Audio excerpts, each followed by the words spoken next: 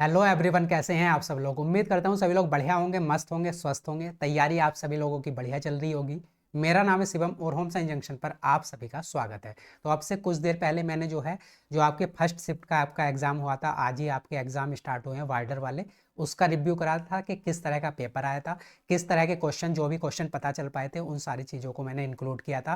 क्या आगे जिनका एग्जाम होने वाला है उनकी स्ट्रेटेजी रहनी चाहिए, उन सारी चीज़ों पर बात करी थी। तो अब ये शिफ्ट सेकंड में जो आपका एग्जाम है उसके रिव्यू पर बात करेंगे, किस तरह का पैटर्न रहा है, किस तरह के क्वेश्चन आपसे पूछे गए थे। ठीक है, किसी को लगता है कि इस तरह का भी क्वेश्चन पूछा गया था या फिर ये वाला क्वेश्चन नहीं पूछा गया था, तो आप भी वीडियो के नीचे कमेंट में बता सकते हैं। तो चलिए वीडियो बिना किसी देरी के स्टार्ट कर लेते हैं। सबसे पहले अगर मैं ओवरऑल जिनका आगे एग्जाम है उनके लिए बात करूं तो देखिए, टोटल 200 क्वेश्चन आने हैं और 200 ही नंबर के आने हैं। 5 सेक्शन में आपका पेपर रहेगा। रीजनिंग, जीएस, मैथ्स, इंग्लिश और हिंदी सभी के 40-40 क्वेश्चन रहेंगे। उसमें भी जैसे रीजनिंग के 40 क्वेश्चन आने हैं तो 40 क्वेश्चन में 20-20 क्वेश्चन का सेट खुलेगा। पहले 20 क्वेश्चन का सेट खुलेगा, उसके बाद जब एक बार आप इस 20 क्वेश्चन के सेट को सबमिट कर दोगे उसके बाद फिर से 20 क्वेश्चन का सेट खुलेगा रीजनिंग का ही। और अगर आपने एक बार सबमिट कर दिया है सेक्शन को, आप दोबारा उस पर वापस नहीं जा सकते। तो ये कुछ कॉमन कॉमन सी बातें थी जो आपको पहले पता होनी चाहिए, जिससे कि आपका एग्जाम के लिए माइंड में क्लियरिटी रहे। ठीक है, तो ये बात हो गई। अब देखिए बात कर लेते हैं ओवरऑल जो सेकंड शिफ्ट का आपका एग्जाम था उसका ओवरऑल लेवल क्या रहा है। तो डिफिकल्टी लेवल की बात करूं तो ये रहा है आपका easy to moderate. Easy to moderate रहा है सेकंड शिफ्ट का एग्जाम आपका। सेकंड शिफ्ट फर्स्ट का भी इजी टू मॉडरेट ही बताया था बच्चों ने। अब देखिए 4 सेक्शन है, मैंने आपको बता दिया कौन कौन से सेक्शन आने हैं। 4 नहीं 5 सेक्शन है, रीजनिंग, जीके, मैथ्स, इंग्लिश और हिंदी। यहाँ पर 5 सेक्शन है ना, हर सेक्शन 2 पार्ट में बटा है 20-20। तो इन सारी चीज़ों पर मैंने बात कर ली। और निगेटिव मार्किंग भी है 0.25 की या फिर 1/4 की। अब बात कर लेते हैं आपके सेक्शन वाइज किस तरह के क्वेश्चन हमसे पूछे गए हैं।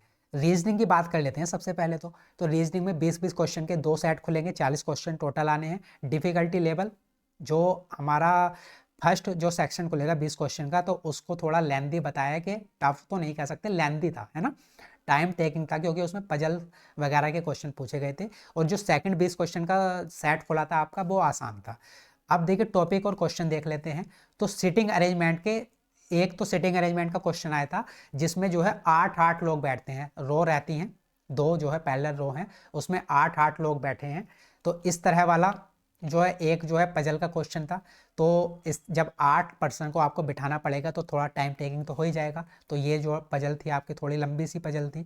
उसके बाद लीनियर वाला था, उसके बाद सर्कुलर वाला भी था, और एक आपके मंडे टू संडे आपका रहता है कि कुछ व्यक्तियों का एग्ज़ाम मंडे से लेकर संडे तक चलता है और आपसे पूछा जाता है कि किसी पर्टिकुलर पर्सन का एग्ज़ाम कब है। तो उस तरह वाली पजल ये आपसे देखिए क्वेश्चन पूछे गए थे। तो ये वाले क्वेश्चन हमने बहुत सारे प्रैक्टिस भी करे हैं। और कभी आपसे सर्कुलर अरेंजमेंट पूछ लेता है, कभी आपसे एक स्क्वायर वेज टेबल पूछ लेता है। तो ये चीज़ें आपकी बदलती रहती हैं। जैसे कि यहाँ पर मंडे से लेकर संडे तक एग्जाम वाला पूछा है, कभी कभी फ्लोर वाला पूछ लेता है कि एक ही बिल्डिंग की अलग अलग फ्लोर पर कुछ लोग रहते हैं। तो ये चीज़ें बदलती रहती हैं, लेकिन सबको करने का तरीका सेम ही रहता है। अब ब्लड रिलेशन की बात करूँ तो ब्लड रिलेशन से क्वेश्चन था सिंबल वाला, जो आपके कोडिंग वाले रहता है ना, कि ए स्टार बी का मतलब है ए बी की माता है, और इस तरह से आपको कोडिंग दी जाती है। उसके बाद एक इक्वेशन दी जाती है, उससे आपको फैमिली ट्री बनाना होता है। तो इस तरह का ब्लड रिलेशन का क्वेश्चन पूछा गया था। मैथमेटिकल ऑपरेशन के क्वेश्चन पूछे गए थे बोर्ड मास रूल पर बेस्ड। उसके बाद सीरीज जो थी इजी थी। तो सीरीज देखिए इजी ही है, अभी तक जितने भी DSSP के एग्जाम में पूछी गई है सीरीज काफ़ी इजी है। और आप अगर उनका गैप निकाल लो, मतलब जैसे कि 2 है, उसके बाद 6 है, उसके बाद इस तरह से आपका 10 है, इस तरह से अगर आप उनका गैप निकाल लो तो गैप से ही सारी आपकी सीरीज बन जाती हैं। अल्फ़ाबेटिकल सीरीज भी आपकी इजी थी। और वोटर इमेज का एक क्वेश्चन बताया, वो भी आसान था। वोटर इमेज का भी आसान ही रहता है क्वेश्चन। सिलोक का क्वेश्चन था एक। कोडिंग डिकोडिंग बोला है कि थोड़ा सा नया पैटर्न था, इस तरह से 133 200 पता नहीं क्या था ये, पर जो बोल रहे हैं कि जो कोडिंग डिकोडिंग का थोड़ा सा अलग पैटर्न था। उसके बाद अब मेन बात आती है कि ये तो हो गया रीजनिंग के कि किस किस तरह के क्वेश्चन पूछे गए थे। यहाँ पर भी बोला है, ना तो कैलेंडर का क्वेश्चन था, ना क्लॉक का था, और ना ही आपका डाइस वाला क्वेश्चन था। जो मतलब पहले पैटर्न था, जैसे उनके क्वेश्चन तब नहीं पूछे जा रहे थे तो अब भी नहीं पूछे गए हैं। बाकी ये जो कॉमन से टॉपिक हैं इनसे ही क्वेश्चन बन रहे हैं और इनसे ही लगातार क्वेश्चन पूछे जा रहे हैं। अब यहाँ पर स्ट्रैटेजी यही रखनी है, जो क्वेश्चन लेंदी लगे, जो क्वेश्चन समझ में ना आए, या फिर जो सिटिंग अरेंजमेंट का बड़ा सा लैंग्वेज का क्वेश्चन दिखे, उसको पहली बार में स्किप कर दो। अगर आपको लगता है टाइम है तभी अटैम्प्ट करो, लेकिन अगर आपके पास लगता है कि टाइम नहीं है तो आप स्किप भी कर दोगे, कोई दिक्कत वाली बात नहीं है, आपका पेपर छूटेगा नहीं। अब आगे बढ़ते हैं, अगला सेक्शन आता है हमारा जीके जीएस वाला। तो इसमें भी देखिए करंट अफेयर्स के 4 से 6 क्वेश्चन पूछे गए थे। करंट अफेयर्स सारी की सारी जो है लगभग 2025 के पूछे गए थे। अक्टूबर तक, आपका चल रहा है नवंबर, तो सितंबर अक्टूबर तक की करंट अफेयर्स पूछी गई थी 2025 में। खेलो इंडिया से था, यूएस ओपन 2025 से क्वेश्चन था, हॉकी रिलेटेड क्वेश्चन थे 2025 के इवेंट से, युद्ध अभ्यास जो एक्सरसाइज वगैरह होती हैं उनसे क्वेश्चन था, स्पोर्ट्स अवार्ड से क्वेश्चन था। तो ये करंट अफेयर्स के ये लगभग क्वेश्चन थे, तो इन्हें आप जो है एक बार रिवाइज करके चले जाना। पॉलिटी के 7 से 8 क्वेश्चन है। फर्स्ट शिफ्ट में भी पॉलिटी के अच्छे क्वेश्चन पूछे गए थे और आर्टिकल से ज़्यादा क्वेश्चन पूछे गए थे, है ना। SC ST वाला, DPSP, फंडामेंटल राइट्स, तो आप जो है आर्टिकल्स को जो है एक बार अच्छे से रिवाइज करके चले जाना। हिस्ट्री की बात करें तो मॉडरेट थी, घुमा घुमा कर क्वेश्चन पूछे थे बच्चों के अकॉर्डिंग। मॉडर्न हिस्ट्री से ज़्यादा क्वेश्चन थे। अब ज्योग्राफी की बात करूँ तो 2 से 3 क्वेश्चन थे, डेक्कन प्लेट्यू माउंटेन्स से। साइंस की बात करूँ तो साइंस के 3 से 4 क्वेश्चन बताए हैं, जिसमें लैक्टिक एसिड, फॉर्मिक एसिड से, गैसेस से क्वेश्चन था, नियोन, ऑक्सीजन, नाइट्रोजन, इस तरह से, है ना। फिजिक्स केमिस्ट्री से 1 से 2 क्वेश्चन था, बायोलॉजी से कम क्वेश्चन थे। तो ये बात हो गई साइंस की। स्टैटिक जीके की बात करें तो स्टैटिक जीके में जनसंख्या से क्वेश्चन था, फीमेल लिटरेसी केरला में सबसे ज़्यादा है, इस तरह से पूछा गया होगा कुछ क्वेश्चन। तो हमारा जनसंख्या से रिलेटेड क्वेश्चन पूछा गया था, और स्टैटिक जीके से बाकी भी और भी क्वेश्चन पूछे जा रहे हैं, है ना। तो ये बात हो गई हमारी जीके और जीएस की। आगे बढ़ जाएं। अब अगला है हमारा मैथ्स का। तो मैथ्स का जो है डिफिकल्टी लेवल क्या था, मॉडरेट था, वही वाली बात है। 4 से 5 क्वेश्चन आपको थोड़े कैलकुलेटिव देखने को मिलेंगे, उसमें थोड़ी सी कैलकुलेशन रहेगी। अर्थमेटिक का सबसे ज़्यादा वेटेज था, 80 से 85% अर्थमेटिक का, और जो है DSSB के एग्जाम में ऐसा रहता भी है। और जो आपका बाकी है वो आपका रहता है ये मेंसुरेशन वाला। एडवांस मैथ्स में मेंसुरेशन के ज़्यादा क्वेश्चन पूछे जाते हैं, है ना, और बाकी के सारे अर्थमेटिक के क्वेश्चन पूछे जाते हैं। प्रॉफिट एंड लॉस के 3 से 4 क्वेश्चन थे, आसान थे। SI CI के 2 से 3 क्वेश्चन थे, आसान थे। 12.5% का 2 साल का CI वगैरह का कुछ दे रखा होगा अंतर, SI CI का अंतर, उससे रिलेटेड क्वेश्चन पूछा गया था। डिफरेंस था, हाँ बिल्कुल, SI CI का 2 साल का 12.5% की दर से, ठीक है। तो आप इसको फ्रैक्शन में चेंज करके चीज़ों को आसान बना सकते थे। टाइम एंड वर्क का था question. Time speed and distance के क्वेश्चन है, train time speed and distance में ट्रेन से 2 क्वेश्चन थे। उसके बाद मिक्सर एंड एलिगेशन के 2 से 3 क्वेश्चन थे। परसेंटेज, रेशियो, प्रिपोर्शन, और रेशियो प्रिपोर्शन में भी 4th प्रिपोर्शन से आपसे क्वेश्चन पूछा गया था। तो इसके लिए मैंने 10 मिनट की वीडियो बनाई थी, DSSB ट्रेंडिंग क्वेश्चन सीरीज में, प्लेलिस्ट में आपको मिल भी जाएगी। उसमें मैंने ये आपको सारे बताए थे, 10 मिनट की वीडियो है और बड़ी आसानी से आप इसको कर सकते थे। LCM SCF के 2 क्वेश्चन पूछे थे, सीधा फॉर्मूला बेस्ड, है ना। मेंसुरेशन के 5 से 7 क्वेश्चन बताए हैं, और सबसे ज़्यादा 3D के आपसे क्वेश्चन पूछे गए थे, कोन, स्पेयर, क्यूब, सिलेंडर, इस तरह वाले। तो आपको क्या करना था, इसके सिर्फ फॉर्मूले आपको जो है रिवाइज करके जाने हैं। जो कॉमन फॉर्मूले रहते हैं इनको रिवाइज करके चले जाओ, फॉर्मूले में वैल्यू पुट करोगे आपका आंसर आ जाएगा। डेटा इंटरप्रिटेशन के आपके 2 सेट पूछे गए थे, है ना, बार ग्राफ और नॉर्मल वाला। तो ये आपके हो गए होंगे 10 क्वेश्चन, 5-5 क्वेश्चन, क्योंकि 2 सेट थे, है ना। तो ये सारे टॉपिक आपसे पूछे जा रहे हैं मैथ्स में। अब मैथ्स में भी सेम काम करना है, मुश्किल लगता है क्वेश्चन, समझ में नहीं आ रहा, उसकी लैंग्वेज थोड़ी जो है घूमी हुई है, या फिर आपको लगता है कि कैलकुलेशन में ज़्यादा समय लग सकता है, क्वेश्चन को स्किप करो, आगे बढ़ जाओ, ठीक है। आगे बढ़ते हैं। अब अगला सेक्शन हमारा आता है इंग्लिश का। तो इंग्लिश में देखिए कॉम्प्रिहेंशन 2 पैसेज थे, है ना, और उसमें जो है 5-5 क्वेश्चन पूछे गए थे। हर 20 में एक एक था, मतलब इसका क्या मतलब है, जैसे 20-20 क्वेश्चन का सेट खुलता है, 20 का पहले खुलेगा, 20 का बाद में, तो पहले 20 में एक पैसेज था, बाद के 20 में एक पैसेज था। लंबे थोड़े पैसेज थे, थीम, टोन, इस तरह वाले क्वेश्चन आपसे पूछे गए हैं। एक्टिव, पैसिव और नरेशन से 7 से 8 क्वेश्चन पूछे गए हैं। तो आपको इस वाले टॉपिक को बहुत अच्छे से करके जाना है, क्योंकि ये टॉपिक बहुत आसान है और ये फ्री के नंबर हैं, आपका एक्टिव पैसिव भी और डायरेक्ट इनडायरेक्ट भी। आप एक वीडियो देख लेना, या फिर आपके अगर नोट्स हैं तो उनसे रिवाइज कर लेना, आपके सारे के सारे बहुत कम समय में क्वेश्चन जो है सही हो सकते हैं, इतना आसान टॉपिक है ये।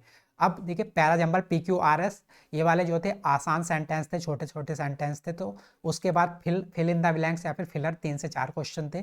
एरर वाले 1 से 2 क्वेश्चन था, स्पेलिंग मिसमैच के आपके 2 से 3 क्वेश्चन थे, वन वर्ड से आपका 1 से 2 क्वेश्चन था, थियोक्रेसी ये पूछा गया था, और वोकैब बाकी जो है आपका जो है एंटोनिम्स सिनोनिम्स वगैरह हैं ये कम पूछे गए थे। तो ये बात हो गई हमारी इंग्लिश की। आगे बढ़ जाएं। अब देखिए लास्ट है हमारा हिंदी वाला सेक्शन। अब हिंदी में बात करूँ तो यहाँ पर भी 2 पैसेज थे, और एक छोटा था और एक बड़ा था, मतलब जो लेंथ थी पैसेज की, एक की छोटी थी और एक की बड़ी थी। थीम पूछी गई थी, उसके बाद मुहावरे से क्वेश्चन पूछे गए थे 4 से 5, हाथ मारना, काट की हांडी, इस तरह वाले, और पर्यायवाची से 2 से 3 क्वेश्चन, विलोम से 4 से 5 क्वेश्चन, नृत्य का विलोम पूछा गया था, श्रृंगार का, है ना, तत्सम तद्भव 3 से 4 क्वेश्चन, राजपूत का तत्सम पूछा था, कारक और कारक के क्वेश्चन आए थे, समास संधि कम आए थे, मतलब कुछ ने बोला है आए थे, कुछ ने नहीं बोला है कि नहीं आए थे। तो इस तरह से ये सारी चीजें थी हिंदी की। तो हिंदी और इंग्लिश आसान थी आपकी। तो अगर मैं ओवरऑल बात करूं तो देखिए रीजनिंग आसान थी, है ना, रीजनिंग में बस क्या मुश्किल मुश्किल नहीं था, थोड़ा लेंथी था, और जो आपकी पजल है वो लेंथी हो ही जाती है, जब 8-8% को आपको प्लेस करना होता है तो वो थोड़ी लेंथी हो भी जाती हैं। तो अगर आपको लगता है कि आपका पजल में इतना अच्छा जो है आपकी प्रैक्टिस नहीं है तो आप स्किप करके आगे बढ़ सकते हो, लेकिन आप उसको एक बार देखना जरूर, हो सकता है कि आसान क्वेश्चन हो आप बना लो, लेकिन लगता है कि लैंग्वेज काफ़ी बड़ी है तो स्किप करके आगे बढ़ जाओ।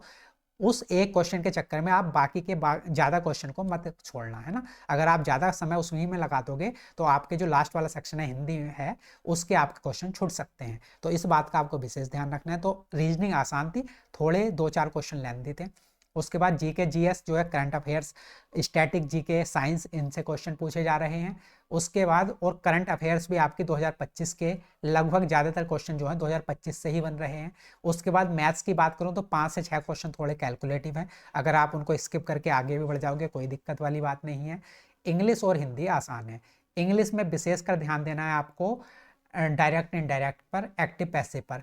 ये जो है ऐसे टॉपिक हैं जिनको आप कम समय में ज़्यादा नंबर इन पर जो है अचीव कर सकते हो, ठीक है। तो इस पर ध्यान देना, और पैसेज भी आप जरूर करना, क्योंकि पैसेज से भी 10 क्वेश्चन आपके इंग्लिश में बन जाएंगे, 10 क्वेश्चन हिंदी में बन जाएंगे, और इतने मुश्किल नहीं है। तो ये सारी चीज़ें हो गई आपके शिफ्ट सेकंड के एग्जाम की। तो आगे जिनका भी एग्जाम है इन चीज़ों पर ध्यान रखना। सबसे जरूरी बात यही है टाइम मैनेजमेंट की, जो टाइम मैनेजमेंट कर लेगा उसकी चाहे तैयारी एवरेज भी है वो पेपर को अच्छा कर लेगा, और जो फंस कर रह जाएगा मैथ्स में, रीजनिंग में, तो उसका जो है लास्ट वाले जो हिंदी आसान आ रही है उसके आप 20 क्वेश्चन 30 क्वेश्चन को छोड़ना पड़ जाएगा, क्योंकि टाइम ही नहीं बचेगा, तो वहाँ पर आपका ज़्यादा नुकसान होगा। तो टाइम मैनेजमेंट सबसे ज़्यादा जो है ज़रूरी है इस पेपर में।